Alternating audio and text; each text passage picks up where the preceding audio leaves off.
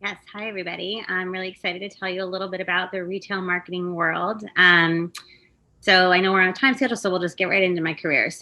I'm also a College of Communications graduate. I went to Penn State, and I ended up with a degree in advertising and PR.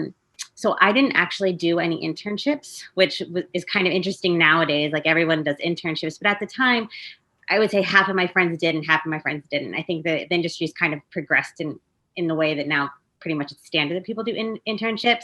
But while I was at Penn State, I was running the promotions team for our college newspaper. And that really gave me an idea of the type of career that I might be interested in because I got to build out these really fun and branded experiences to grow the readership of our newspaper. And so our College of Communications had actually set up a networking event in New York City. So they bussed us all out to New York City, and we had almost like a career fair where I got to shop around and hear from all these different agencies and all these different companies to figure out what I might be most interested in doing once I graduated. So one of the companies that that I met with was Integrated Marketing Services. Now it's called In Connected Marketing, but they were looking to grow their account management team because they were just named Unilever's agency of record. So I packed up my car. I ended up moving to Connecticut. And that's where I started my career. And it kind of put me on this shopper marketing agency path. And I was doing that for 10-ish years. I moved around a bit in the industry because as you'll find once you are in an industry, everything it's a very small world. You end up just crossing paths with a lot of different people, but no matter where you are, you kind of just see similar people wherever you go. So from Integrated, I moved over to Epsilon when I was on the Nestle Waters business. So I did a lot of shopper marketing campaigns for Poland Spring and Perrier, San Pellegrino.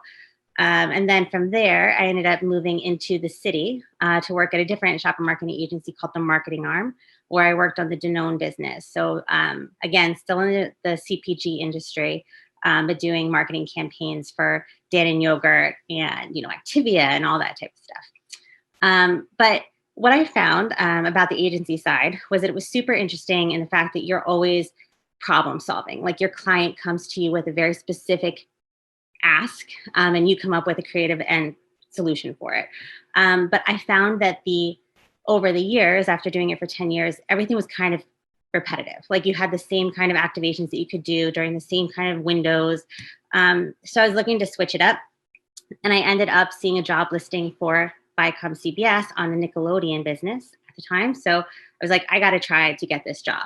I think it'll be a super interesting change in my career path. And I, submitted an application on Indeed without really having any connections to ViacomCBS and I ended up getting the job.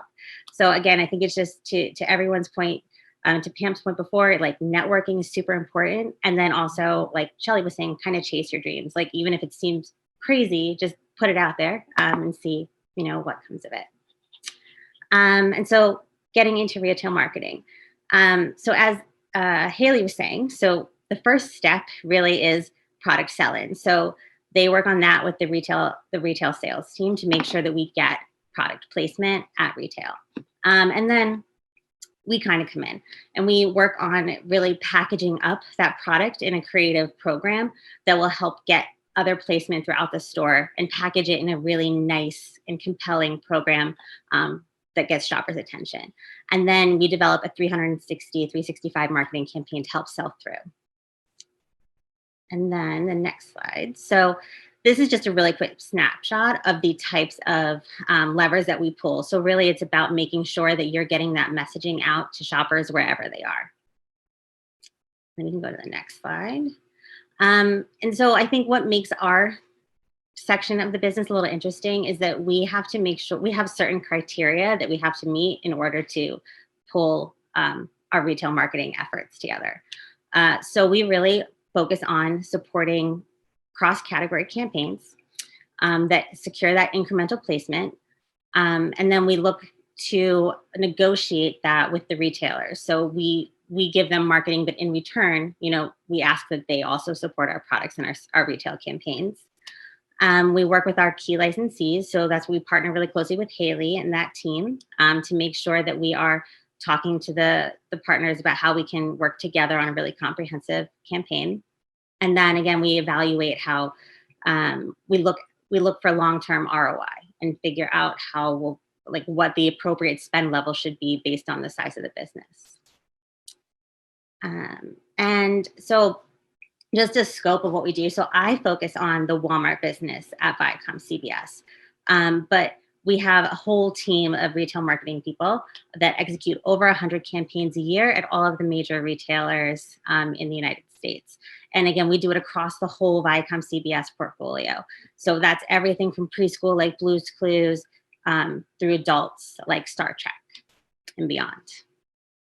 And the next slide just shows a snapshot of what our year might look like. And so what I think is so fascinating about what we do is that the years never look the same.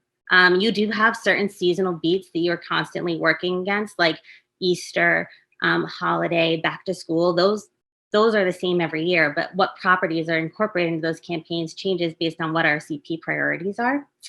And then, every year there might be different CP launches that we have to work to support. So this is actually what our retail marketing calendar looked like for Walmart in 2020. So very, very busy, but very exciting.